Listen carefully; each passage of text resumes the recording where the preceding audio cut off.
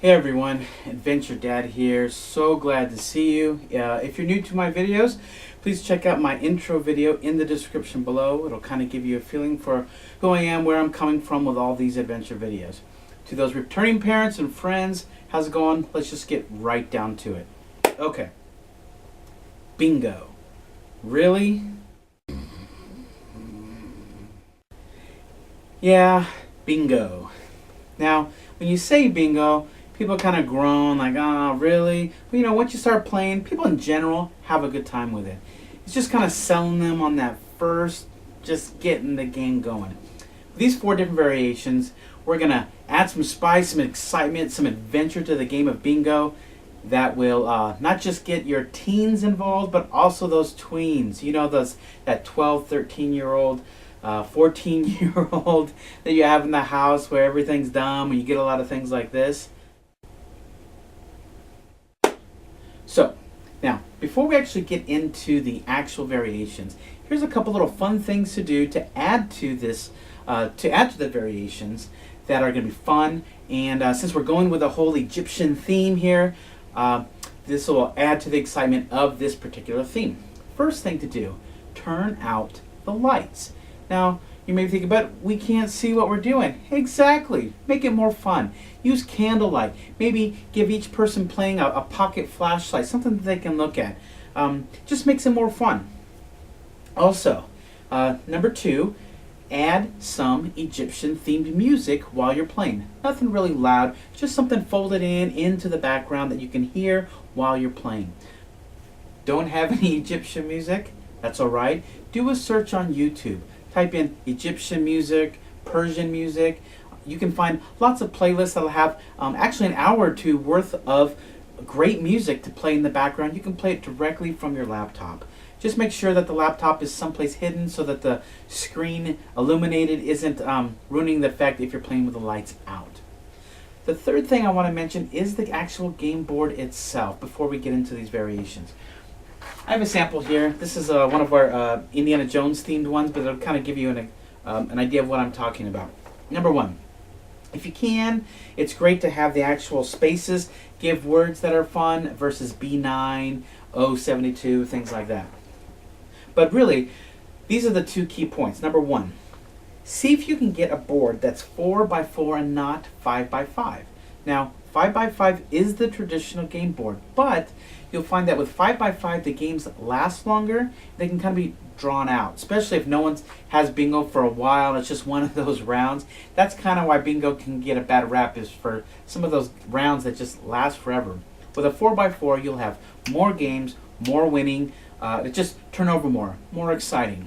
Number 2, see if you can get a game board or game set that has tested game boards. Now, by tested game boards, I mean you're not going to have multiple winners in any given game. It's great to create your own, or they have some really great online generators that you can just quickly make some game boards. The problem is the generators don't test to see if they've duplicated a certain row or combination from game board to game board.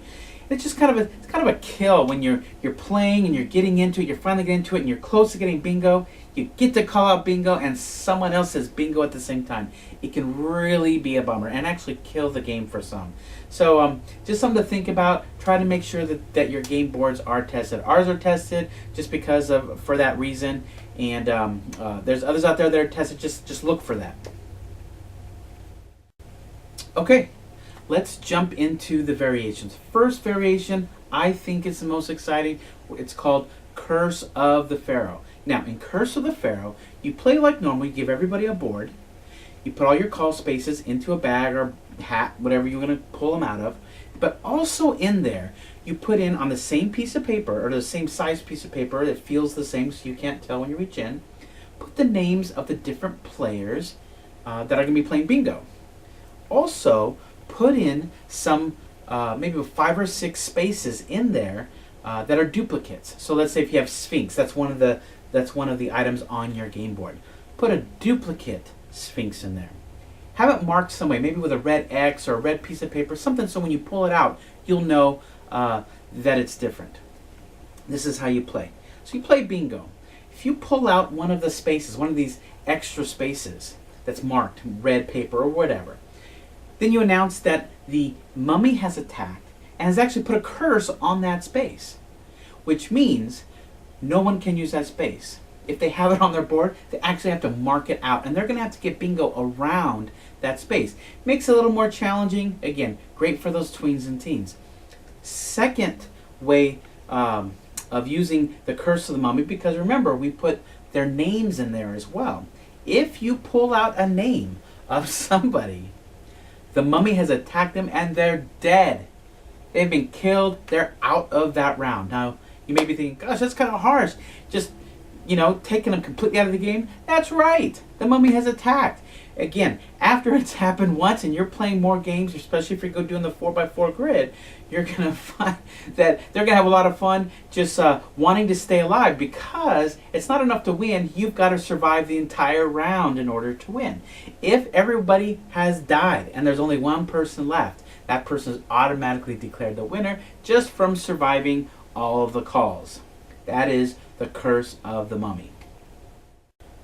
Our second variation is called the Pharaoh. Now, it's a little like the curse of the mummy in that we put the names of everyone participating in the bag, the hat, whatever you're going to draw from. But this is different in that if your name is called, it's actually something good. You get to be Pharaoh until a new Pharaoh is chosen. So if my name is pulled out, I then get to choose any space on the board that I want that's going to be beneficial to me. So I get to mark it off. Everyone else gets to mark it off if it's, if they have it on their board. Then also, what I'd like to do is, just for something fun, also have a bowl of candy, maybe some popcorn, something to munch on. Munchies are great for bingo. Have something to munch on that the Pharaoh only gets to eat while they're Pharaoh. So while you're playing and their name was called, like in this case, me, I would get to eat the M&Ms or whatever it was until someone else's name is pulled out. They're Pharaoh, they get to choose a space, and I give them the popcorn, the candy, or whatever. Just kind of adds a little fun, makes it nice, especially if it's something sweet, that something to munch on while you're playing bingo. Just adds a little bit more fun to it. Third variation.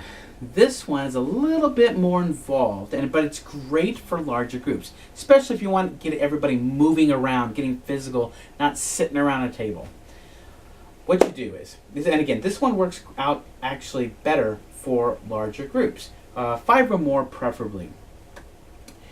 You started out with giving everybody a game board, just the same way you normally would, but instead of putting all the call spaces into a bag, you actually hand them out to everybody, trying as best you can to make sure that there's an even amount. Of course, it's not going to work out perfect, but that's just how it works sometimes. Now, everybody has their spaces. They get to mark off on their game board whatever they've been given. The more people participating, the fewer they'll have, so that's why it kind of works best with larger groups.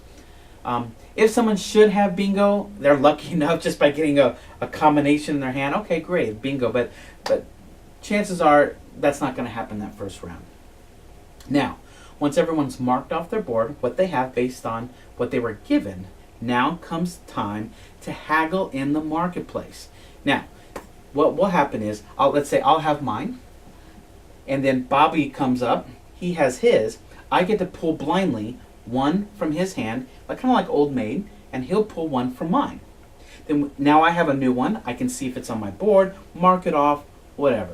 Now I have to go to someone else. I can't go to Bobby again. I already went to Bobby once. I can come back to Bobby later, but not more than one you can't do 2 in a row. So now I'll go to someone else, hold it up.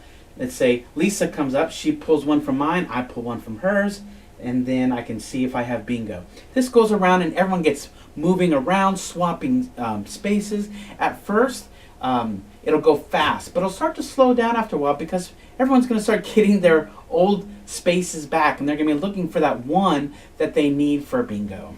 Especially if you're doing blackout, which is the whole board. This game can last quite a long time, but everyone's moving around. It's very active. It can be a lot of fun for an active group. That is haggling in the marketplace bingo.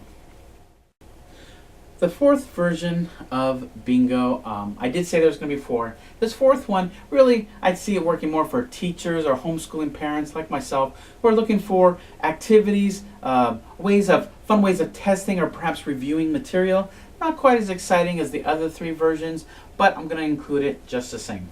Number one, what you do is you pass out all the game boards like you normally would. And then when you go to a call space, instead of everyone just getting a chance to mark it off if they have it on their board, they all stand up. You then ask a true or false question. And then everybody will either stand or sit based on true, false, whatever you declare. And then whoever gets it right gets to mark it off on their board. If they get it wrong, they do not get to, essentially killing that space. So they really don't want to get it wrong, otherwise they're not going to be able to use that space for the duration of the round. Makes a lot of fun. A great way to incorporate some of the material from your unit into the bingo game.